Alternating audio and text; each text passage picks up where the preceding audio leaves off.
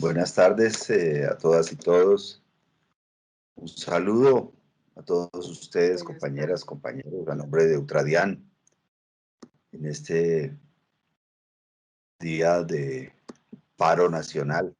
Estamos aquí todos los colombianos comprometidos con esta tarea tan importante. Eh, Hoy realmente ha sido otro éxito, como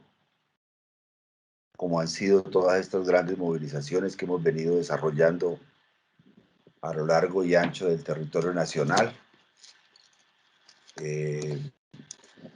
Queremos decir que ayer tuvimos una reunión de los estatales y en esa reunión se planteó sincronizar el movimiento de paro nacional con todo el movimiento estatal en el sentido de la negociación colectiva y provocar pues la suspensión de las negociaciones colectivas hasta tanto el gobierno nacional no desmilitarice y realmente comience a negociar con el Comité Nacional de Paro.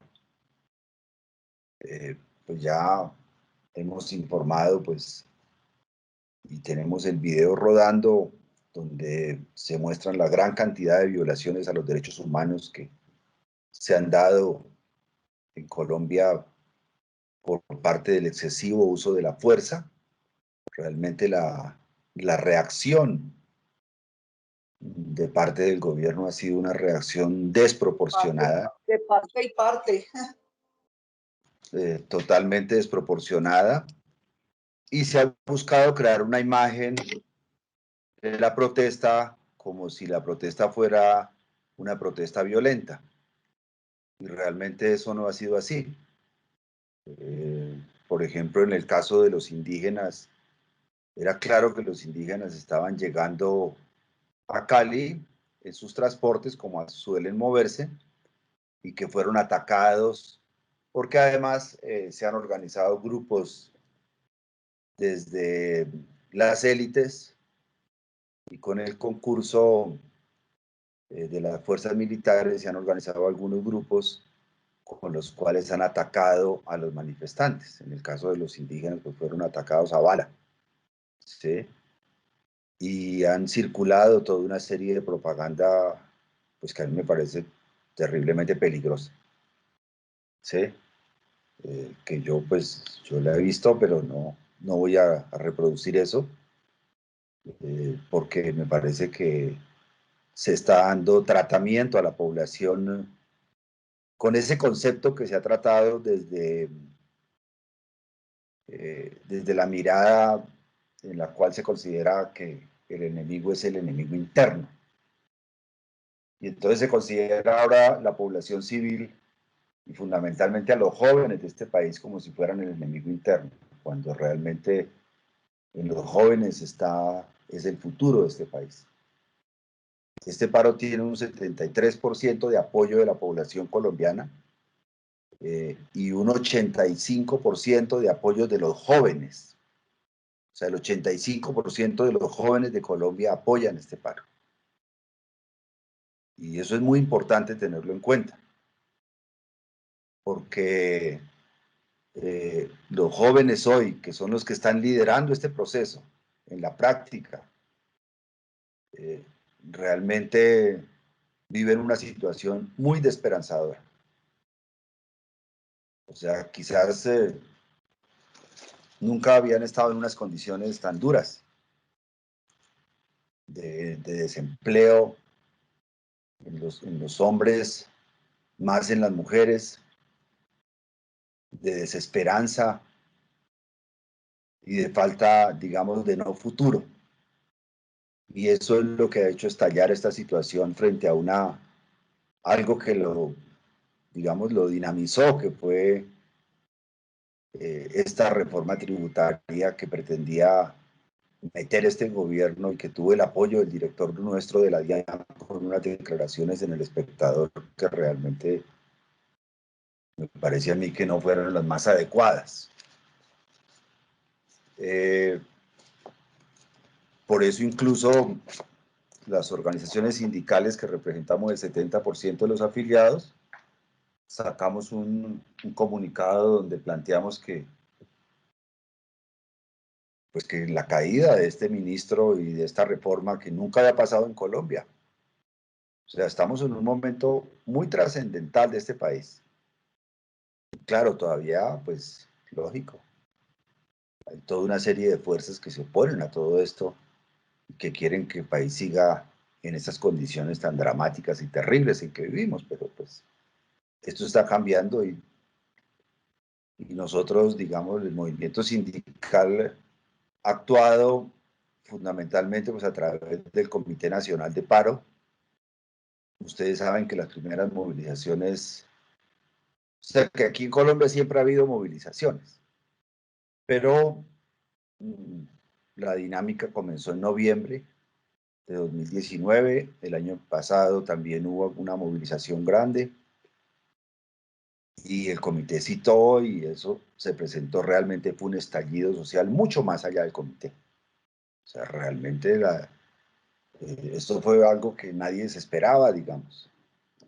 Mucha gente era escéptica por el miedo a la pandemia y pues somos de los peores países del mundo en el tratamiento del COVID. Mientras en la India mueren 100 y pico de personas por cada, se me olvidó el dato ahorita, pero realmente estamos 10 veces por encima de la India, que es lo que demostró la doctora Carolina Corcho. No puedo dar la cifra exacta porque se me va en este momento, pero estamos 10 veces peor que la India. ¿Sí? Me parece que tenemos menos habitantes que la India. O sea que estamos en un manejo desastroso de esta pandemia también. Entonces se unió las condiciones previas en la población de pobreza tan grande, 50% de la población gana menos de 321.000 pesos. Yo le pregunto a cualquier persona cómo vive, que nos pongamos la mano en el considere y pensemos si podemos vivir con 321.000 pesos al mes y en eso está el 50% de la población. Entonces no es porque sean vagos o porque no quieran trabajar, sino porque la situación es muy difícil. ¿Sí? Eso se juntó con una pandemia que tiene más de 70.000 muertos y estamos llegando casi a los 80.000 muertos y que ha sido terriblemente mal manejada y el rebusque está peor porque antes por lo menos la gente salía a rebuscarse. El colombiano es una persona trabajadora y el 60% de la población colombiana se la rebusca como sea, pero en la pandemia ha sido más difícil porque no pueden salir, porque además si salen se les pega el COVID, porque el COVID está afectando fundamentalmente a los pobres, no solo a los ancianos, también a los pobres. Realmente la mayoría de la gente que se está muriendo es pobre. Eso realmente son condiciones que hicieron que la última citación del Comité de Paro fuera totalmente exitosa, lo desbordara, fuera mucho más allá de lo que ha pensado el Comité de Paro, y entonces ya tenemos 15 días en que no para la protesta. Y aquí tienen que haber soluciones. Entonces, tenemos un gobierno que desde el año 2019 habló de una concertación nacional, pero nunca citó al comité de paro, sino es una concertación de las élites. De las élites dentro de las cuales yo creo que no hay ninguno que sea trabajador de la DIAN, ni familiares, quizás de pronto de alguno en directivo, pero realmente de los trabajadores de la DIAN que pertenezca al 1% de la población no estaría aquí empleado de la DIAN. Pero es con esas élites que el gobierno quiere negociar, quiere concertar, quiere crear otro pacto parecido al pacto del Frente Nacional donde excluyen a la mayoría de la población. Eso es lo que está pasando. Y entonces el gobierno en un comienzo, pues ahora en este proceso se negó, obró pero se negó, está buscando meter otra reforma tributaria, pero no quiere tocar a este 1% y a este 0.1%, el paro, el triunfo del paro en la reforma tributaria nos benefició a los empleados de la DIAN, porque éramos uno de los afectados con la anterior propuesta. O sea que ya hemos sido beneficiados también nosotros, los empleados de la DIAN, con este paro, porque incluso a futuro, la propuesta que estaba en esa reforma tributaria nefasta que querían meter, era la propuesta de congelar los salarios de los empleados públicos y dentro de eso congelar nuestros salarios. Eso es muy importante que lo tengamos en cuenta, que parte de los beneficiados ya somos nosotros, somos los empleados de la DIAN. Entonces, compañeros, yo creo que es importante que asumamos esta tarea con entender, digamos, la situación y, y comprender también que en esa medida, pues nosotros vamos a este ritmo, no somos los actores que dinamicen el proceso, pero nosotros sí podemos apoyar de muchas maneras este proceso, saliendo a la calle, podemos apoyar económicamente, podemos apoyar también con música, ayudando pues, en la contratación de la música para que acompañe las marchas, porque estas marchas son alegres y pacíficas. Aquí ha habido unas infiltraciones que son inaceptables y saludar a todos los jóvenes de este país y manifestar mi sentimiento de dolor por todas las personas que han muerto. Realmente son más de 37 personas, de los cuales un policía. Nosotros nos vale la vida absolutamente de todas las personas, pero realmente ha sido desbordada esta respuesta gubernamental. Vivimos un estado jovesiano, un estado donde prácticamente el gobierno central está controlando el poder ejecutivo, el poder legislativo, vimos las cortes allá dándole el apoyo al gobierno, no entendemos cómo después la Corte Constitucional va a hacer controles y le está dando ese apoyo al gobierno. Vimos el legislativo, el Congreso, pues las mayorías que tiene el gobierno que ahora están complicadas, pero ahí están también. Y por otro lado vimos también el judicial, ejecutivo, legislativo, judicial, y vimos también, o sabemos que la Procuraduría está totalmente cooptada por el gobierno, que la Fiscalía está totalmente cooptada por el gobierno, que la Defensoría del Pueblo está cooptada por el gobierno.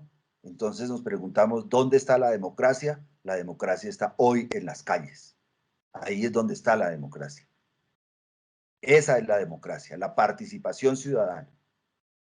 Y ese es el artículo primero de la Constitución Política. La soberanía reside fundamentalmente en el pueblo. Ese es el artículo primero de la Constitución Política.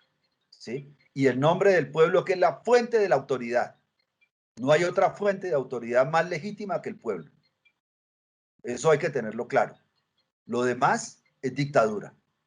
Y aquí tenemos que reivindicar nosotros nuestros derechos democráticos. Bueno, compañeras y compañeros, muchas gracias.